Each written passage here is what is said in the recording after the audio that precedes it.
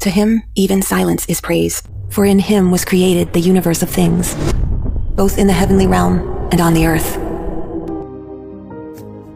J'aimerais que nous puissions mettre les points sur les i concernant les combats spirituels.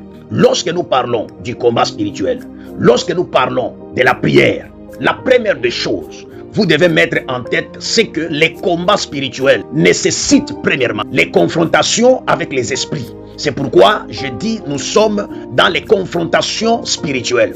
C'est une confrontation à laquelle on fait face à d'autres esprits contraires à nous, à des esprits qui ne veulent pas nous voir évoluer dans notre zone. Donc nous entrons dans une confrontation avec ces esprits-là. Dans les confrontations spirituelles, les esprits que tu refuses de confronter finiront par t'imposer les règles. Parce que le monde spirituel, c'est un monde de règles. Lorsque les esprits méchants, lorsque tes ennemis cherchent à t'influencer, c'est pour que toi tu répondes à leurs règles, qu'eux parviennent à t'imposer leurs règles. Et lorsque tu fléchis devant leurs règles, tu deviens leur candidat. Ils vont décomposer ta vie, ils vont décomposer ton destin. C'est pourquoi nous sommes appelés tous dans les confrontations spirituelles pour être libres, pour monter, pour exploiter ce que Dieu vous a donné.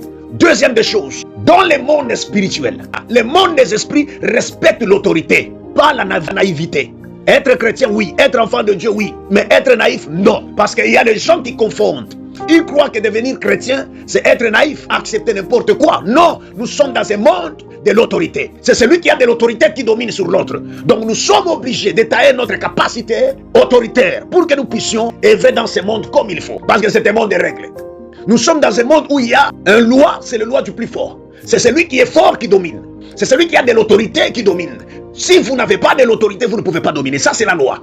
Tu ne gagneras pas une bataille spirituelle par ignorance. Toutes les batailles spirituelles se gagnent par révélation. Lorsque tu combats les batailles spirituelles, c'est pas la révélation, parce que à travers la révélation, nous connaissons, nous sommes alignés.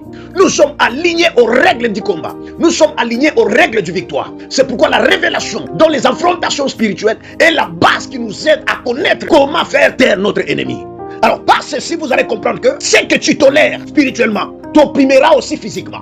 Alors dans les règles de la bataille spirituelle, il y a des choses que nous ne pouvons pas tolérer. Il y a des choses que vous ne pouvez pas accepter. Parce qu'une fois que vous les acceptez, ces mêmes choses, ces mêmes règles vous opprimera physiquement, vous condamnera physiquement et vous contrôlera physiquement. C'est pourquoi lorsque tu cherches la paix, lorsque tu veux vivre avec la paix, tu dois mettre en tête que la paix durable vient après les affrontements, mais jamais avant les affrontements. C'est pourquoi la victoire que tu es en train de chercher ne viendra jamais avant les confrontations. Tu l'auras toujours obtenue après les affrontations. Pourquoi l'année 2026, j'aimerais appeler à tous les chrétiens, se préparer aux affrontements, pas au croisement des mains, pas à vivre dans l'ignorance, de quitter l'ignorance et savoir que nous sommes appelés dans une bataille d'affrontation. Nous devons affronter les choses pour que nos vies soient